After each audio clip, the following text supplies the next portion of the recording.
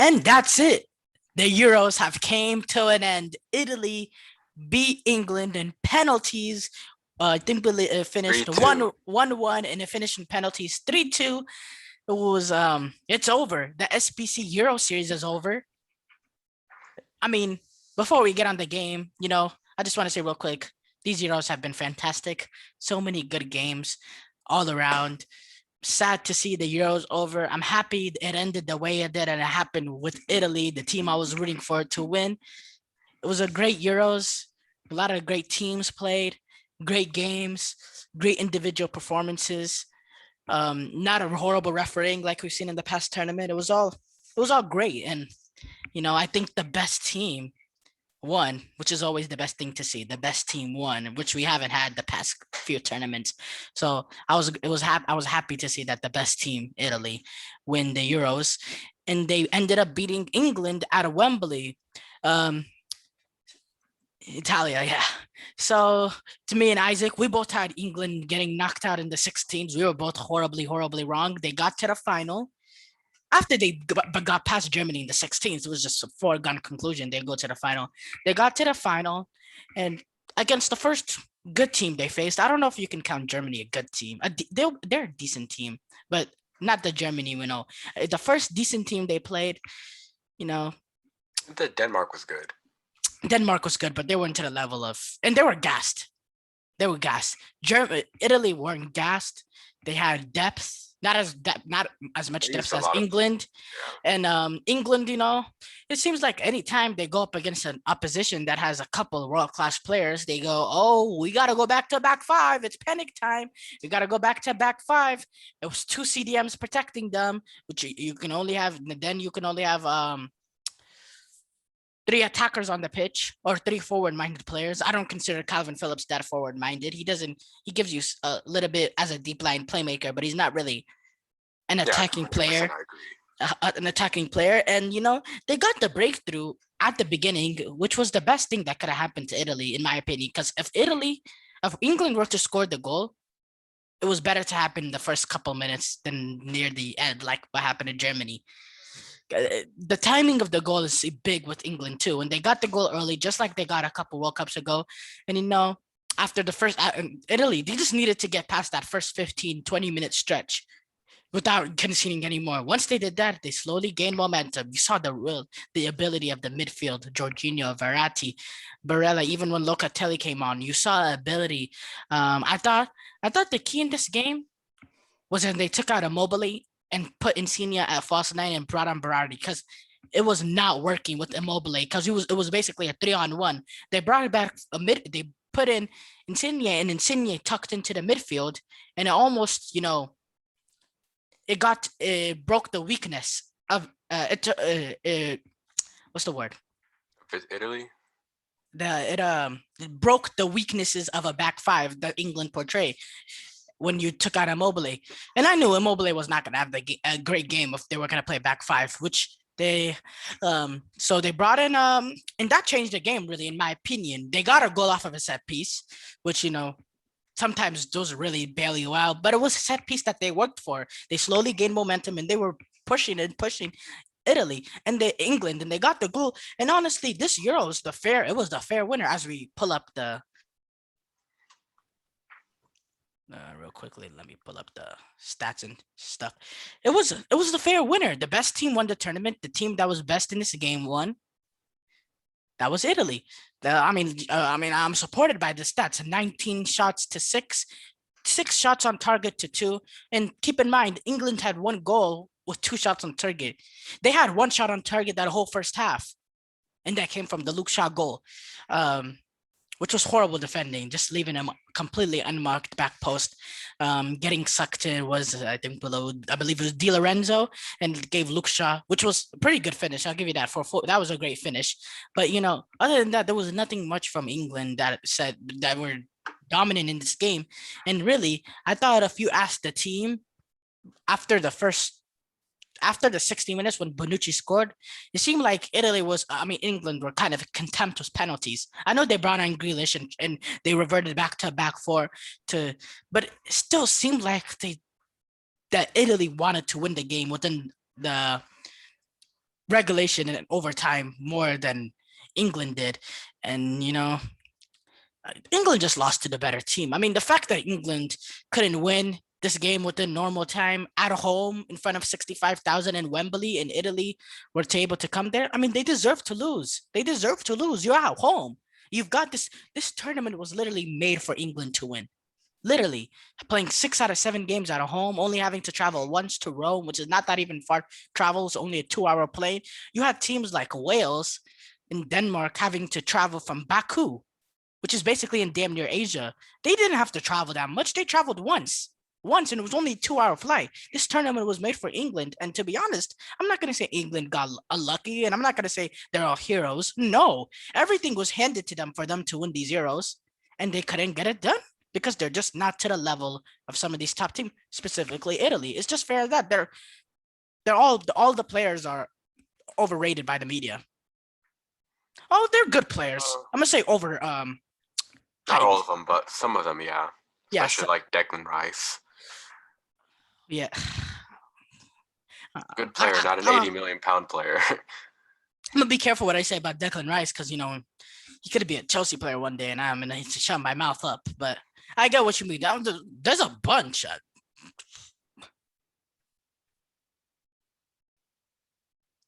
Yeah. What did Kane do? What did Kane do this tournament besides a couple? He had that great goal, that first goal against Ukraine. Other than that, it was just a few tap-ins off of counterattack situation. It was not like Harry Kane dominated this tournament. He scored 4 goals, but that was misleading. For long stretches, you were wondering what Harry Kane was. This is a guy that's trying to get sold this summer, and people are putting 130, 140 million valuation. That's not him. That's not how he performed. Let's be honest. That's not how he performed. It's not how he performed. Mason Mount. He's a Chelsea player now, but today invisible.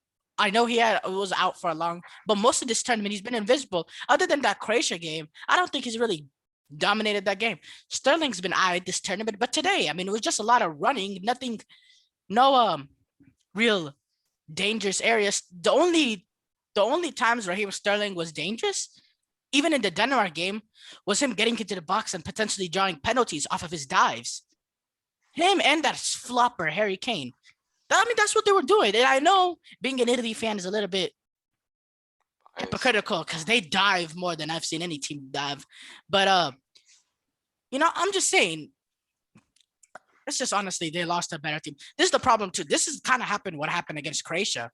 This back three that they played against Croatia, when they blitz Croatia in the beginning, just like how they blitz Italy, and they both got early goals. Luke Shaw here, Trippier there with that free kick. But the problem was in both games, they did not, in the first 15, 20 minutes when they were real dominant, they did not get the second goal. They did not take initiative and get the second goal because they didn't take advantage of how much they were destroying them in those first 15 minutes. It happened when Kane missed that chance against Croatia. In this game, they had a few chances too. They didn't take advantage of it. They had their chances to put this game early in the first 15 minutes. I hope people don't realize, people don't talk about that, but in the first 15 minutes, they could have put a second into this game and really made this hard for Italy. Against Croatia, the same thing, but they allowed them to stay in the game, and the legs got tired for England, and that's when Italy and Croatia at that back then were able to show their ability, because these two teams, they're never going to be able to win an athleticism battle against England. It's not happening. They're not as athletic, not even close. The depth, the backups, the starters, not even close athleticism wise, other than Chiesa, and I think Chiellini is a little bit athletic, especially for a 36-year-old in Emerson's pace. There's not that much athleticism in this team. Verratti, Insigne, Jorginho, Immobile, these are not athletic guys, but they're all technically gifted. And when Emerson a little bit. Emerson's a little athletic, yeah. But when England got when England were forced to sit into their back five, it was hard for them to get out because they got sucked in as a back five, and it created overloads in this midfield area because Declan Rice and Phillips cannot handle Jorginho, Barella, Verratti, Insigne when he's dropping down, and Chiesa when he was dropping down. And when they subbed out Immobile, they brought in Berardi, and it was another man dropping down too, which was Insigne. The middle two of Rice and Phillips cannot handle that, and England were never to regain possession, and Italy just kept attacking. They got the breakthrough. until eventually England switched. When England switched back to a back four, I thought they played better. I thought adding that extra man into the midfield, having the three attackers, I thought they played better. They had a little more outlets. I thought they played better, but it was a little bit too little too late. I thought that was the approach that they should have started to, or if not, they should have switched from a back five to a back four early. Southgate shouldn't have waited for them to score a goal to realize that it wasn't working. He should have been like, okay, it's been 5-10 minutes and we've been struggling to get out. Now I got to switch back to a back four. He shouldn't have to wait for Italy to score to realize his mistakes. And again, you have all these guys on the bench and you're using two substitutes at the end for penalties. Why are they not on earlier? Mancini brought all these guys earlier because he was trying to win the game. But no, he's just I'm not going to say he's saving two, because he wasn't saving two for penalties. You know, he just didn't want to make the subs. And at the end, he brought on penalty kickers. It doesn't make sense to me. Bring on some of these players earlier that can change the game so you could actually win the game. You don't want to rely. It's not a lottery, but it's damn near a lottery, especially when you see that Donnarumma's in goal, a world-class goalkeeper. Yep. So, Isaac, what were your thoughts? I mean, going into the game, like, because of England's controversial win over Denmark, I was going for Italy 100%. And for me, I thought it could be 50-50. Either team could win. But I was hopeful that Italy could win, and they ended up winning. And I mean, I agree with basically most of the stuff he said. Like, Immobile was not very useful. It's good that he came off. Bernardi was so much better. Chiesa was a big attacking threat. And the Italian midfield, once again, was very good. I got scared when Jorginho looked like he might get injured. And then I didn't say enough about Chiesa. Chiesa's a very good player. We need to put some respect on him. And Italy got a blow too when he got injured. He was a guy that could have changed that game too. And he wasn't even starting at the beginning of this tournament, which is crazy to think about. Yeah. Chiesa's an amazing player. Now, Southgate, he gets a lot of hate, but this tournament, he's done very good. He's made decisions that have got him through. But then this game, this was typical Southgate, going to a back five when there's a big team, and then eventually, having to switch back. And then, I don't know about you, but I think Sancho is better than Saka. I wouldn't bring Saka on. I bring Sancho on. And I don't agree with that. I don't agree that Sancho is better than Saka, but I agree with you with the part, why is Saka taking a penalty? Yeah, I agree with you. But as far as Sancho, I think Saka has been better this tournament. I think Saka can affect games better in ways when you compare Sancho and Saka's performance, Saka has played a lot better because they both got one chance to impress. I know Sancho was all right against Ukraine, but it was nothing special. Saka dominated when he got his chance against Czech Republic, and he played well against Germany too. I thought it was the right substitution to bring him on. He's the kind of guy that can change a game with his pace, his technical ability out wide, coming inside. He's a great player. But yes, speaking of the penalty thing, Raheem Sterling, Jack Grealish, who else was on the pitch? John Stones, Luke Shaw. Even though Luke Shaw is a little bit inexperienced too, to be honest. He played in the 2014 World Cup, but he didn't really even play. Oh, are you talking about for penalties? For penalties, yes. I mean, he took a good penalty, right, for Manchester United, the Europa League final, right? Shaw? No, it was awful. It was an awful penalty. He got lucky. It went right through the goalkeeper's arm. But he's taken a penalty before. It was an awful penalty. You have those four players available to take penalties, and you're sending the 19-year-old kid. I'm not even gonna blame Grealish. That's the English players' fault. They gotta ask. I mean, I'm pretty sure that if they wanted to take a penalty, they'd have seniority over Saka. I don't think Southgate forced Saka to go, because if he did, then I think he picks it. I think he picks it though, and then if a player wants to back out, that maybe they can back out. If they're not. Yeah, I think that's what happened. I think one of them backed up. Sterling hit a penalty against Chelsea to win the game in the EFL Cup final. Never seen Grealish, but it seems like he's composed enough to take penalty. John Stones, I know he's a good penalty taker. He's very technical. Even Pickford, he's good with the ball at his feet. I know you're not gonna. I know, but it's not like you're gonna send a 19-year-old up there. I just think it was not fair. Not for the fifth penalty, not for the decisive penalty, and yeah, they got exactly what. To be honest, especially after two misses, it is a lottery at the end of the day, and it is fair. And whoever the penalty winner is the one that reflected how the game went. because Italy were the better team. Yep. 100%. Yeah. I just how do you think Kane should have been subbed off? Yes. Yes. Yes. Yeah. I think he should have been subbed off a lot more this tournament as well. Whenever he wasn't working, he was just kept on. Yeah, I think the Southgate in his head, he's like, okay, maybe he can get this one moment. Maybe he can, pull this one moment out of nowhere. Yeah. Not just with Rashford. There was a bunch of players that he could have pulled out that Europa League final. There was. Oh no, I didn't mean the final. I mean throughout the season. Oh, throughout the season. Whenever Rashford needed to come off, he wouldn't do it. Yeah. It worked one game against Wolves. He scored like a lucky deflection in the 90-something minute. But other than that, it doesn't work. Oli was very bad with subs, but let's stay back on topic, Yeah, Can we just mention Chiesa again? Dude's insane. Yeah, he's insane. He just improves a little bit on not being a little bit more calm with his, because a lot of times, he's always trying to attack you 180%, and sometimes that could get you in trouble in certain situations. But other than that, he's gonna be a great player. He's pretty young too. Juventus got like 23, I think. Juventus got a good player, but I want to focus more on Chiellini Bonucci. That is an old center back pairing, and they did well to stop Kane. I mean, I saw one play. Chiellini cut up to Sterling. Yeah, he's 36 years old, bro. About to turn 37. Next month, yeah. It's insane. And I hope they didn't play their last games for Italy, because I think Chiellini was retired and he returned. I hope they didn't play for their last games for Italy, because I really think, why not the World Cup next year, as long as they don't stay. I mean, Chiellini never stays fit, and he's still. Why not? It's next year, and not even that. 38-year-old Chiellini. Not even that. In a couple months, they have Nations League semifinals and finals. They could complete the double. I'd like to see this Chiellini Bonucci partnership again for Italy. Well, we're gonna see it at Juventus because Chiellini signed an extension. But why not? I hope this is not the last we see of Chiellini. Does he start over De Ligt? Probably not. Probably not. Yeah. But De Ligt is hurt. One of them is always hurt. There's also Mehdi Demiral too. They have a lot of good center backs. It's Juventus. It's Italian football, of course. Yeah.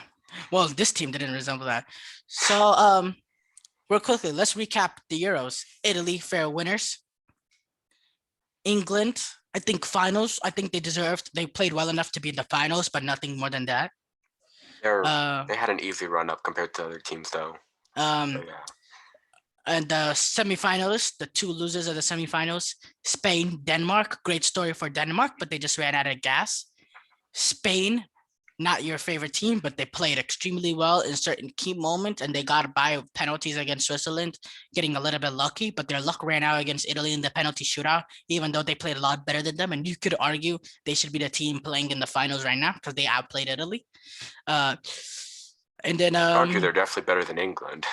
Yeah, and top scorer Cristiano Ronaldo, because he had the assist, and what's his name, Shikten. Yeah, it was a great Euros. SBC Goal Sphere will be on a little bit of hiatus, but when we return, it's fast and furious because Premier League, all those leagues are starting. La Liga, okay, who cares about? Okay, well, I'll still talk about La Liga, but the big thing is Premier League. That'll be back, and that'll be a lot on SBC Goal Sphere. That's what we made SBC Goal Sphere for: individual soccer channel, football channel, and yeah, we're gonna be posting a lot of content for this club season. Like and subscribe. Yeah, like and subscribe. This is the end of SBC Euro Series. And yeah, we'll be back. 3 years to the next Euro Series. Yeah, 3 years to the next Euro Series. And we'll be back a couple weeks for normal Goal Sphere. And that'll be the return of club season. Thank you for watching. Make a video ranking transfers as well. Yeah. Oh, yeah, we'll definitely be talking transfers and all that. That'll be soon. Thank you for watching. Like and subscribe. Peace out.